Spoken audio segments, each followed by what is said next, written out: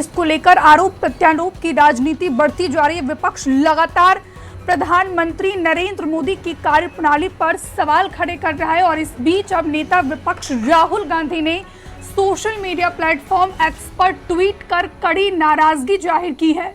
राहुल गांधी ने ट्वीट कर लिखा है कि ये सुप्रीम कोर्ट के फैसले का अपमान किया गया है। मैंने प्रधानमंत्री और गृह मंत्री को असहमति का नोटिस दिया था, लेकिन उसके बावजूद प्रधानमंत्री ने देर रात नए सीईसी की नियुक्ति की है। ये संविधान का अपमान है, सुप्रीम कोर्ट के फैसले का अपमान है। आपको याद होगा कि जब ये पूरा मामला सुप्रीम कोर्ट पहुंचा तो सुप्रीम कोर्ट ने ये फैसला सुनाया था और उस समय सीजेआई डीवाई चंद्रचूड़ थे, जिन्होंने साफ तौर पर कहा था कि सीईसी की नियुक्ति में प्रधानमंत्री होंगे और जो देश का मौजूदा सीजेआई होगा वो होंगे और इस पैनल में एलओपी की मौजूदगी होगी। लेकिन सुप्रीम कोर्ट के फैसले को बीजेपी ने जो है एक कानून लाकर सुप्रीम कोर्ट के अध्यादेश को पलट दिया, जिसमें अब ये है कि उस सीईसी की नियुक्ति में एलओपी होगा,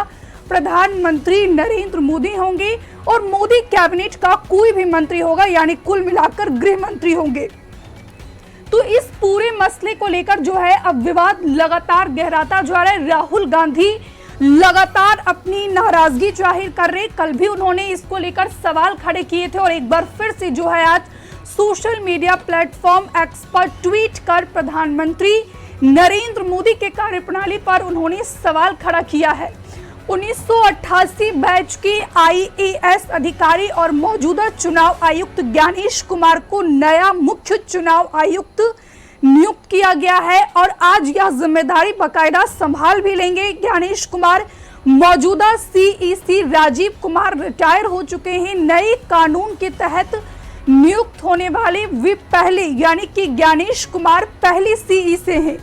उनका कार्यकाल 26 जनवरी 2029 तक रहेगा। प्रधानमंत्री नरेंद्र मोदी की अगुवाई में सोमवार को हुई बैठक में नियुक्ति का फैसला किया गया।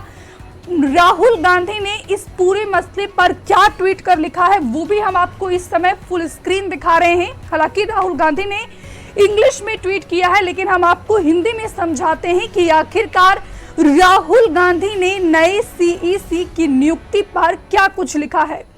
राहुल गांधी ने लिखा कि अगले मुख्य चुनाव आयुक्त यानी कि सीईसी की नियुक्ति को लेकर बैठक थी। इसमें मैंने प्रधानमंत्री और गृह मंत्री को डिसेंट यानी कि असहमति का नोटिस दिया था, जिसमें लिखा था कि मूलभूत बात यह है कि चुनाव आयोग स्वतंत्र होता है। मुख्य चुनाव आयुक्त और चुनाव आयुक्तों की नियुक्ति प्रक्रिया में कार्यपालिका का कोई दखल नहीं होता। लोकसभा में विपक्ष का नेता होने के नाते मेरी जिम्मेदारी है कि बाबा साहेब अंबेडकर और देश का निर्माण करने वाले नेताओं के आदर्श कायम रहे। आधी रात में प्रधानमंत्री और गृह मंत्री का सीईसी की नियुक्ति का फैसला असम्मानजनक है। सीईसी की नियुक्ति का फैसला तब लिया गया जब मामला सुप्रीम कोर्ट में है और इस पर 48 घंटे के अंदर सुनवाई होनी है। जो कमेटी सीईसी की नियुक्ति करती है उससे चीफ जस्टिस ऑफ इंडिया को हटा दिया गया। यह सुप्रीम कोर्ट के आदेश का उल्लंघन है। मोदी सरकार ने हमारी चुनावी प्रक्रिया की ईमानदारी पर करोड़ों मतदाताओं की चिंताएं बढ़ा दी है। तो राहुल गांधी ने ये ट्वीट किया है और उन्होंने साफ तौर पर लिखा है कि आखिरकार आनन फानन में आधी रात को प्रधानमंत्री नरेंद्र मोदी के द्वारा सीईसी की नियुक्ति क्यों की गई, जबकि मैंने प्रधानमंत्री नरेंद्र मोदी और गृह मंत्री अमित शाह को असहमति की चिट्ठी सौंपी थी। उसके बाद भी जो है जबरन आनन फानन में सीईसी की नियुक्ति की गई और बीते 48 घंटे यानी कि अगले 48 घंटे में इस पूरे मसले पर सुप्रीम कोर्ट में भी सुनवाई होनी है। हालांकि अगर सुप्रीम कोर्ट की बात की जाए तो सुप्रीम कोर्ट ने ये क्लियर कर दिया था कि जब तक इस मसले पर सुनवाई नहीं हो जाती है तब तक सीईसी की नियुक्ति नहीं होगी। तो राहुल गांधी ने यही कहा है कि सुप्रीम कोर्ट के फैसले का उल्लंघन किया गया है। बहरहाल जब इस पूरे मसले पर सुप्रीम कोर्ट में सुनवाई होगी तो सीजेआई संजीव खन्ना के द्वारा क्या टिप्पणी की जाती है नए सीईसी की नियुक्ति पर, ये फिलहाल देखना बेहद महत्वपूर्ण होगा।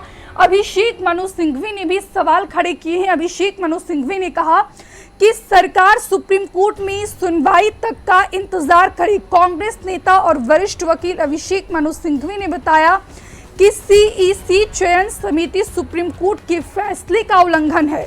सीईसी के चयन के लिए गठित समिति से सीजेआई यानी कि चीफ जस्टिस ऑफ इंडिया को हटाकर सरकार ने साफ कर दिया है कि वह चुनाव आयोग की विश्वसनीयता नहीं बल्कि नियंत्रण चाहती है। सिंघवी ने कहा कि सीईसी और अन्य ईसी की नियुक्ति के लिए बने नए कानून पर सुप्रीम कोर्ट में फिलहाल याचिका पेंडिंग है। इस मामले में 19 फरवरी को सुनवाई होनी है। यह सिर्फ 48 घंटे का मसला था।